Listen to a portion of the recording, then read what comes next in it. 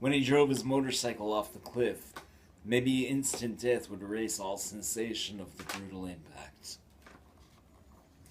Maybe he should anticipate falling into warm water like prenatal fluid. Maybe when he hit against brutal, rocky, jagged solidity, he would pass right through its illusion.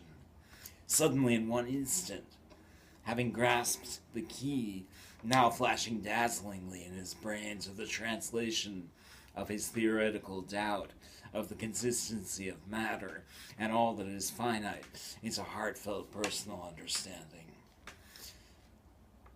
One day, Stavey brought a quantity of the death tar, the pure raw form of death powder, sufficient for the purpose he had in mind, to present, along with his idea, smacking of voodoo and witchcraft, to the members of his gang when they congregated. "Masks," said Crival, his right-hand man. "Why would we form it into masks? Why not smoke it or eat it?"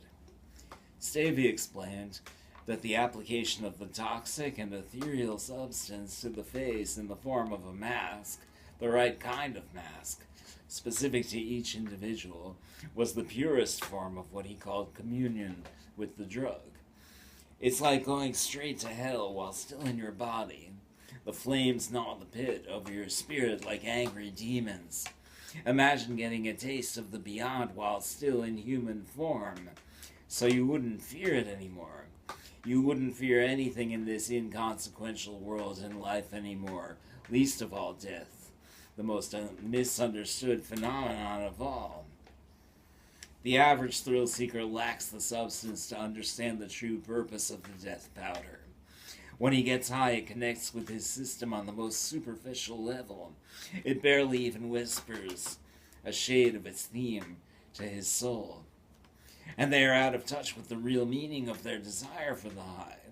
It is actually the instinct of a martyr, the desire for pain that will endow the lightness of their existence with weight, the desire to choose a road of pain over a life without feeling, a road of pain whose ultimate destination is death, which is the true hidden core of what they crave, their escapist desire for fleeting shallow pleasure, a mere mask and veil. With the mask, you experience the hardcore explicit pain, the unendurable mind-blowing pain of the spirit, pain that is the awakening in terror of ultimate insight, a sensation not comparable with any other, which the uniquely particular timbre of the high from the powdered and diluted form of the drug merely suggests. Think of it, what it's actually like. Isn't it like an uncomfortable feeling and like a lump in your throat that you can't explain? And aren't the rushes of tingling like intimations of unrestrained primal terror, the intimate persuasions of death itself, communicating its rank whispers to the flesh and inducing anomalous chemical changes in it? Ultimately wipes your face clean away, exposes the white blank screen of the anonymity of your raw consciousness, and replaces your identity with a mask, which is when the nightmare begins. Obviously, most people avoid a drug that is guaranteed to ultimately disfigure the face. Those who choose the road of a death powder addict are suicidal masochists, who associate adrenaline with pain. We, are spiritual drag racers daring the devil. When you put on the tar mask, you dispense with the formalities of the courtship period with this demonic chemical and go straight to the burning heart of the experience. The trip begins at the end of the road, and needless to say, it is not a trip back, as by then that is no longer an option.